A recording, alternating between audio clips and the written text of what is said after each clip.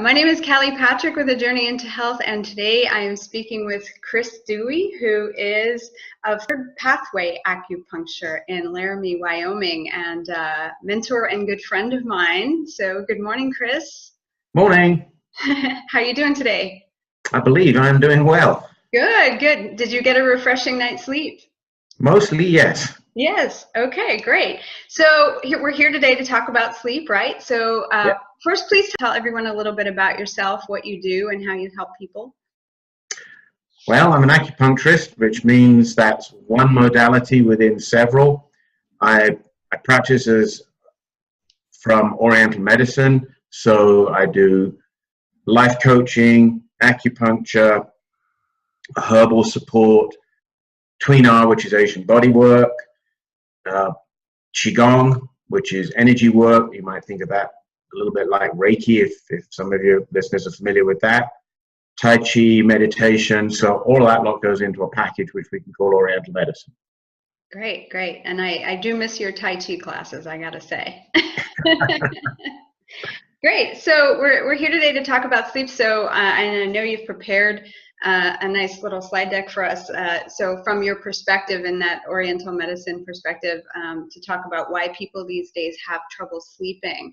So I'm going to share that slide deck with our listeners, and you just tell me when to advance. Okay, I'm going to start on the first content slide here, and take it away, Chris.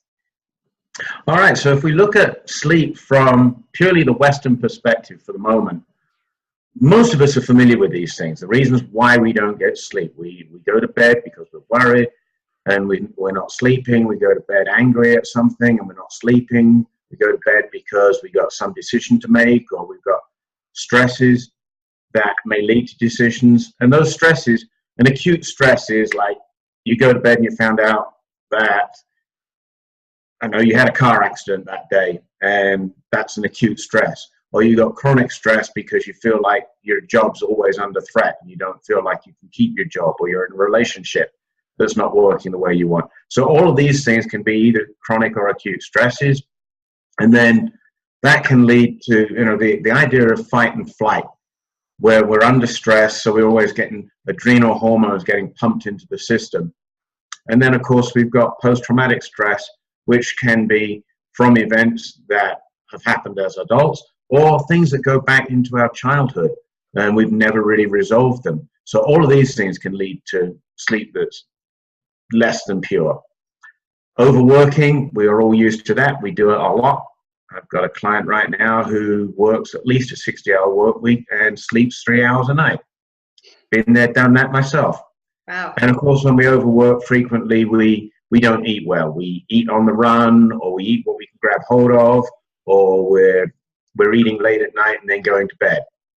Can't say too much about too much sex, I guess, but that can lead to insomnia as well. And then, of course, as we all get older, we require less sleep for a very specific reason in Chinese medicine. So those are all the reasons most of us know. Now let's look at that from an Eastern perspective. So if we look at the next slide, we can see that the stresses of life basically do two things. They either give us excess, which are all the things we just talked about, and we can look at those as external pathogens, emotional pathogens that lead in Chinese medicine to two things: too much heat in the system, or what we call phlegm. And I will define phlegm for you as both visible and invisible. We're all used to visible phlegm if we've got postnasal drip or something like that. But invisible phlegm in Chinese medicine is the stuff that clouds the mind. It stops us from thinking clearly. It stops us from making decisions. So that's invisible phlegm. And then those excesses affect us internally, which in turn lead to deficiencies in qi flow, energy flow in the system, or deficiencies in the Chinese version of the word blood. And then those things all lead to, as you can see there in the green object, they affect primarily 4 major organs and then a fifth. The heart, the liver, and the spleen are the 4 big organs that get affected, and then the gallbladder is a 5th organ that gets affected when decisions are involved. Now, as you can see, everything goes to how the mind is active. And in Chinese medicine, the mind is really a much more complex thing than we tend to think about it in the West. Our cognitive mind, our intelligence, our creativity, our dreaming is what we call the Shen, and that's housed in the heart. And then the ethereal soul, which for our purposes today we can think of the spiritual component that tries to make sense out of how we live our lives, that is housed in the liver. And then Yi is our actual thought process as opposed to the intelligence or the dreaming creativity aspect of the mind. Yi is the actual thought. And if you're overdoing thought, you're worrying, and that's in the spleen. So clearly you can see immediately that the heart, the liver, and the spleen are the three places where insomnia is going to come out most effectively. So that gets us our big box over there on the right, the insomnia. So now let's look at the patterns of excess, the next slide. We've got three real things that are going to affect excess: worry, anger, and the irregular diet. Worry is going to, if it's just pure worry, and we're stepping outside of the spleen for a moment, worry leads us to anxiety, anxiety leads us to heart palpitations, and that ultimately creates heart fire. Anger, in Chinese medicine, we can think of anger as anything from rage to jealousy to envy to all the things that we can put in the character of anger. And that's going to affect the liver, and then that transfers its energy to the heart, but essentially you've got liver fire. And if you think about anger, if you think about being really, really angry and your body gets really tight, you can drive your own blood pressure up. And that's how it affects the heart. And then irregular diet, especially if you're eating before you go to bed. I'm sure some of you have done this. You've maybe been at a party and you've eaten pizza late at night, and then you go home and that pizza's sitting on your stomach, and you're in bed and you're lying there with some acid reflux going on, and that's phlegm heat. So again, worry and anger can exacerbate the stomach issues, acid reflux, things like that happening during your sleep cycle. So those lead to insomnia. And now let's look at how that insomnia plays out. So in the next slide, what we see is exactly the same slide as before, but we see how each form of insomnia is slightly different. If you've got heart fire, you're going to be waking up at night and you're going to have fairly vivid nightmares. You're going to have dream-disturbed sleep. You may even have palpitations when you wake up because the dream state was so intense. If you got anger, you may sleep, but you're going to have unpleasant dreams. They're going to be dreams about conflict, maybe.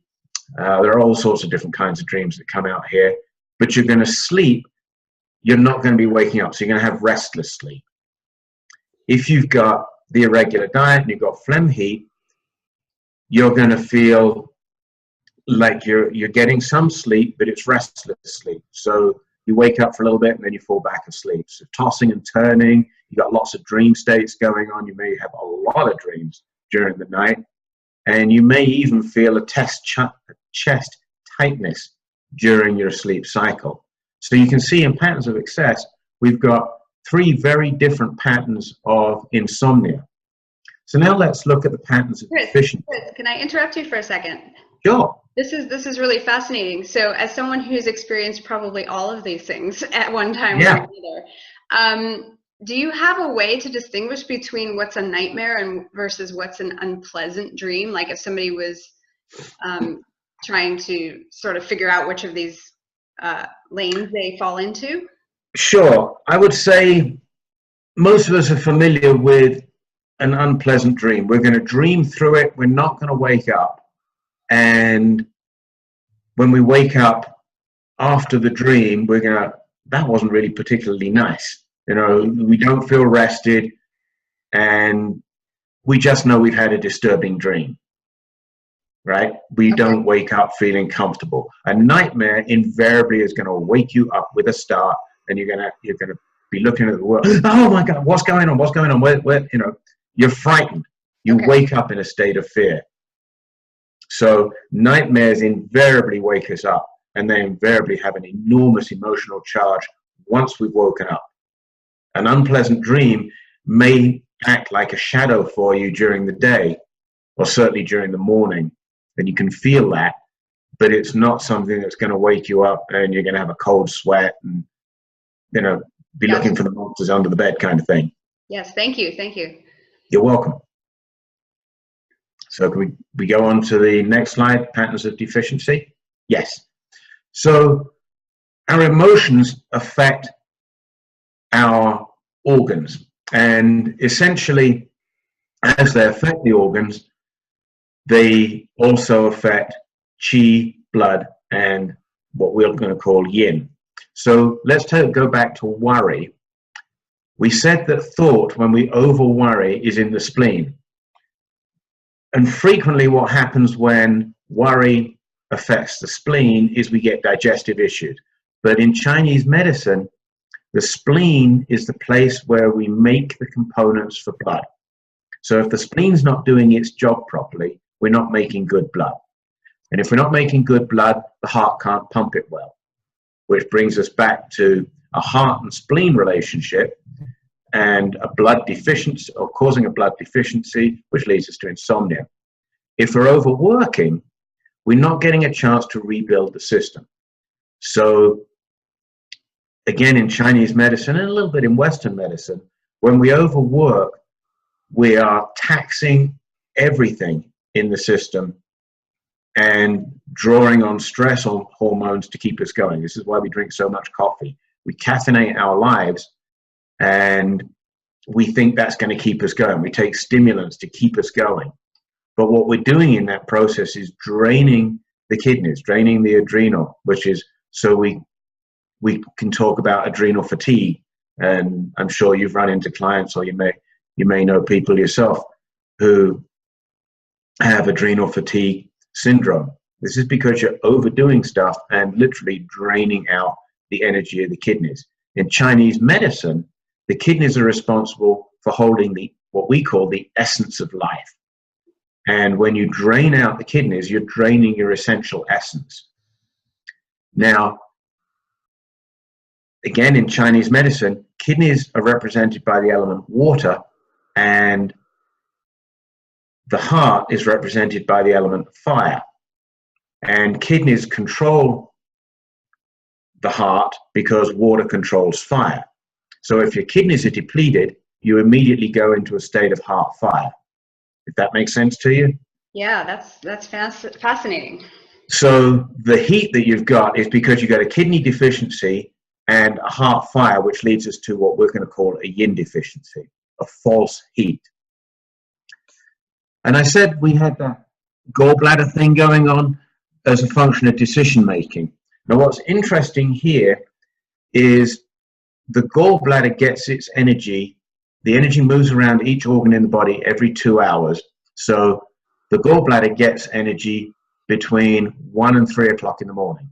So if you go to bed with a decision on your mind and then you wake up at 1 o'clock, it's your gallbladder going, hey, where's that decision? We got a decision to make. Let's do it. I want a decision.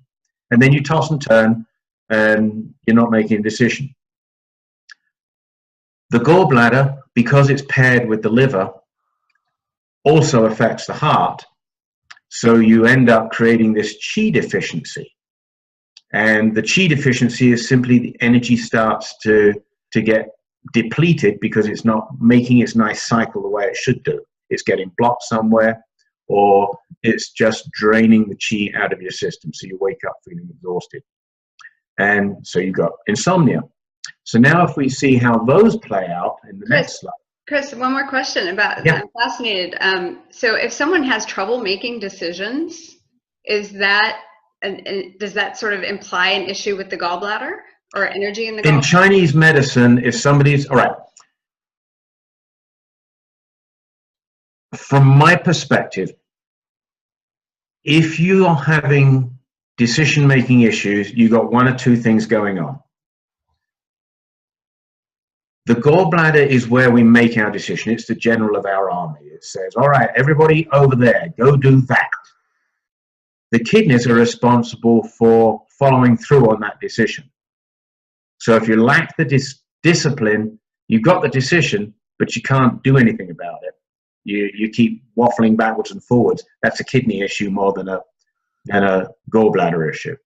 And understand, we need to make this point very clear, that when I'm using the terms kidney, gallbladder, heart, spleen, the biomedical word heart, spleen, kidney, gallbladder, liver is quite different from the Chinese medicine word. Mm-hmm. When I'm using these words in Chinese medicine, I'm also thinking in terms of not just the biological functions, the physiological functions, but also the emotional function and the spiritual function of those organs. So, someone will say, well, I don't have a gallbladder. It's been taken out. Irrelevant. Doesn't matter. You've still got a gallbladder channel. The energy still goes through that gallbladder channel. And you've still got decisions to make in your life. So it doesn't mean just because you don't have a gallbladder, you can't make decisions anymore. It doesn't work that way. Right. So you must have a really interesting perspective. And I know I'm going off the sleep topic a little bit, but as coaches, we work with clients who are trying to make changes. And like you said, sometimes the decision is made, but the problem is actually carrying out the decision. Yes. So I imagine that in your work, you're able to also treat the gallbladder in your work with acupuncture or other modalities, such that it helps the person actually follow through with those changes or make the decisions that they need to make. Yeah, indeed. And that's part of what I said right at the beginning. One of the modalities, and this is one of the beauties of acupuncture, you're going to spend an hour minimum with your acupuncturist every time you go for a treatment. And that's going to involve an intake. And that intake may be 15, 20 minutes, and it's going to involve some coaching component.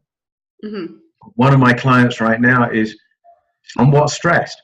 And we spend a lot of time just talking about the stresses and how we're resolving them and what we want to do in life. And we're talking about decisions. And we're talking about the discipline to follow through the decisions. And that informs the treatment that I work with. Mm-hmm. So when I put the needles in, I'm having listened, I know where to put those needles to maximum benefit. So the coaching and the acupuncture almost go hand in hand. So yeah, very, very powerful set of modalities to play with. Great. Thank you. All right, so looking at how those things play out. In a pattern of deficiency, when we're worrying and you have a blood deficiency, you're going to lie in bed and you're going to toss and turn for hours before you fall asleep. I went to bed at 10 o'clock. I was still awake at 2 o'clock. I snoozed, I woke up, I snoozed, and I'm not sleeping. I'm really not sleeping at all. When we're overworking, and this is really interesting, when we overwork, we may only ever sleep for a couple of hours at a time. We do a lot of waking up. So what we end up doing is taxing the system even more because we're not getting any rest at all, really. You sleep for 2 hours, you wake up. You sleep for another 2 hours, and you wake up. And you keep on doing this over and over and over. And then come the alarm clock, it's, oh my God, I don't want to get up and go to work. I'm not ready, I haven't rested. And then in the decision making, we're waking up at 1 o'clock.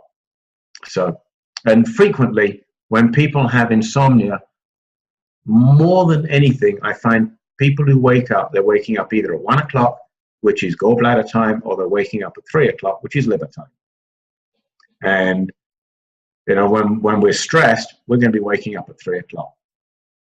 And frequently, it's the energy sort of, you got a sort of an energy traffic jam, if you want to think of it in those terms. The energy gets to the liver and it doesn't get passed on to the next organ. So it sits there and says, oh, I guess I better wake up. I got tons of energy. So instead of the energy moving smoothly through each organ every 2 hours, it piles up in one place. and it wakes us up. So those are our patterns of deficiency.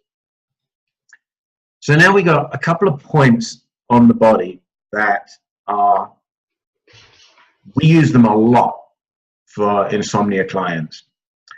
Then you can all do this. You can all grab hold of your foot and feel where your ankle bone is. And on the outside of your ankle bone, where your little toe side is, right at the bottom of the ankle bone, you're going to feel a couple of tendons. And there's a point just beneath the ankle bone there, bladder 62. And it may feel a little tender. And then on the inside of the foot, on the big toe side of the foot, just beneath the ankle bone, you're going to feel another couple of tendons. And between those two tendons is kidney 6. And that one may feel tender. Now, if we look at the next slide, reason why those two are magic points. So bladder 62 and kidney 6 control what we call the master points on what are known as extraordinary meridians. And we have the 12 major meridians, and then we have extra vessels. Those extra vessels have points on them from the regular meridians, but they do other stuff. We might think of them as energy reservoirs.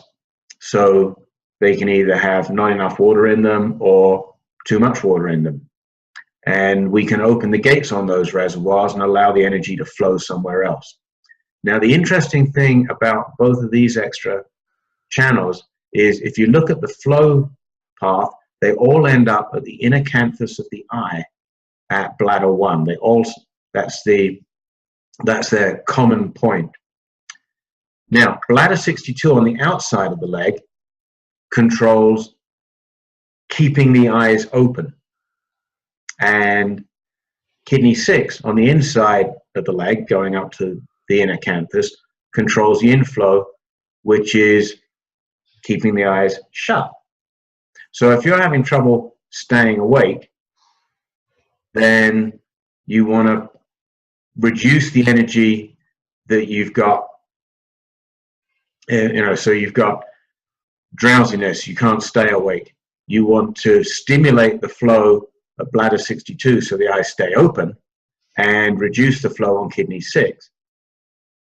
And the reason I mention that is people who travel overseas and come back and have difficulty adjusting to the time change.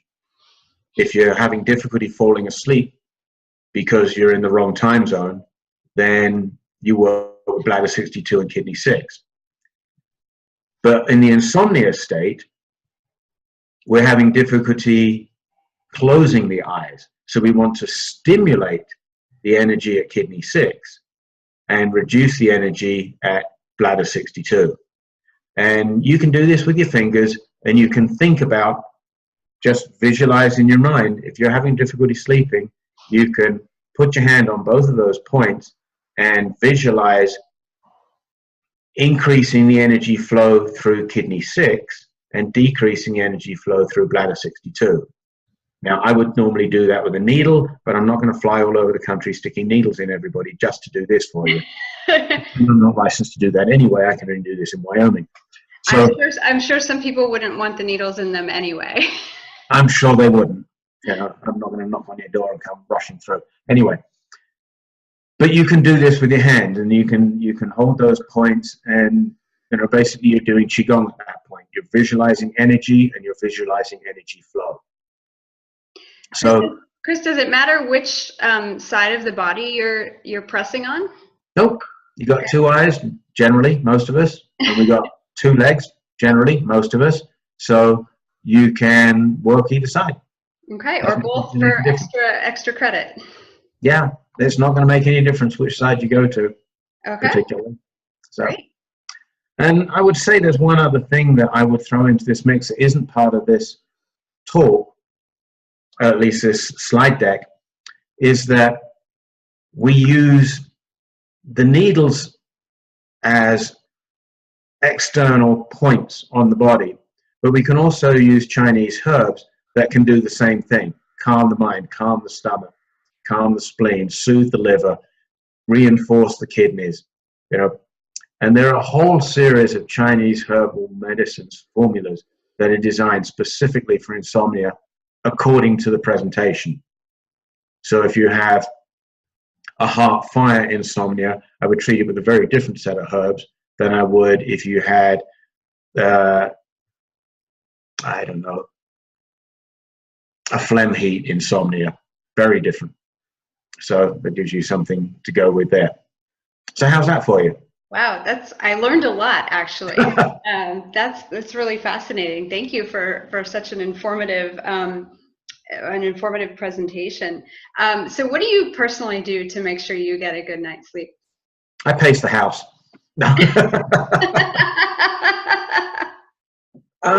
Generally, I like to wind down my day. So I don't like eating late at night. I normally stop eating. I won't have dinner generally after 8 o'clock. Now I normally go to bed at midnight, and I'm normally up again at 6. I survive on about 6 hours of sleep, which is not perfect, but it works well for me. And has, 6 hours of sleep for me is a lot more than I used to have when I was in school. But so not eating late, winding down the day, not getting involved in highly stimulating things. So I don't sit on the computer and work on the computer till all hours and then go to bed. Mm-hmm. I will maybe read, maybe watch a movie, but not one that's a stimulant. What's the word I want? I want to say a stimulating movie. I want an engaging movie, but one that's not going to wind me up emotionally. Right. One that's going to be calming. Right, great. So those are the kinds of things that I'll do. Sometimes I'll go to bed and I will actively meditate before I go to sleep.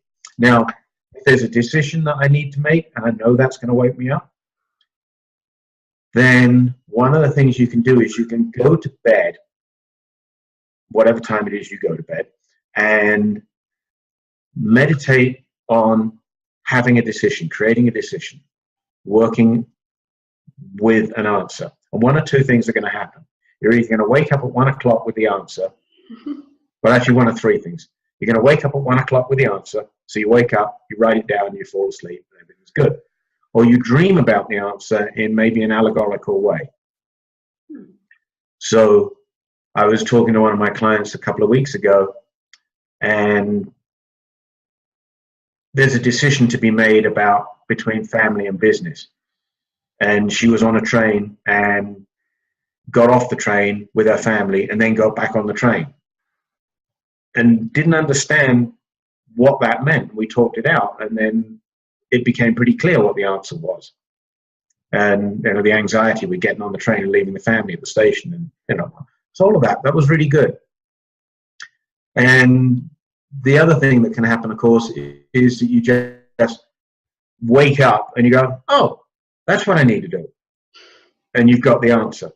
So you've got three choices in there. I don't know which one's going to happen for you. But if you go to sleep, for me, it's the wake up at 1 o'clock with an answer nine times out of 10. And then it's write it down and then pass out. Mm-hmm. And I'm good. So that works really well for me. Great. And something else that I really like, I like using essential oils, and you can use lavender on the pillow and then cedar or sandalwood at the feet. And that can really help calm the system. Mm-hmm. So something else to consider. Great. Yes. In the Ayurvedic practice, we also put oil on the feet. Feet. Yeah. So I do that quite a bit, actually, for myself. Yep. Yeah. Great. It draws the energy down. The whole point of using the essential oil down at the feet is it draws, yang energy rises, yin energy sinks. So when we put the oil on the feet, we're drawing the energy back down to kidney 1. So great. There you go. Anything else you want to add about sleep that we didn't talk about? If you're in Wyoming and you're not sleeping, give me a call. Yes, please tell us where to go. Any contact information you want to share, website, phone number. Oh, my phone number, is 662-769-5522. That's still our Mississippi number. And my website is thirdpathwayacupuncture.com. And if you want the coaching site, that's simply thirdpathway.com. And be happy to talk with any of you. If you're interested in coaching, then I can do that all over the country. And if you're in Colorado and want to drive up to Wyoming, I'm right here. If you're in Wyoming, I'm right here. Great. Great. Well, thank you so much, Chris. Again, that was really informative, and I learned something new too. So I'm going to be pressing on my ankles tonight. There you go. All right. Well, I'm glad to have been of help for you. Thank you so much. Thank you, dear. Bye now.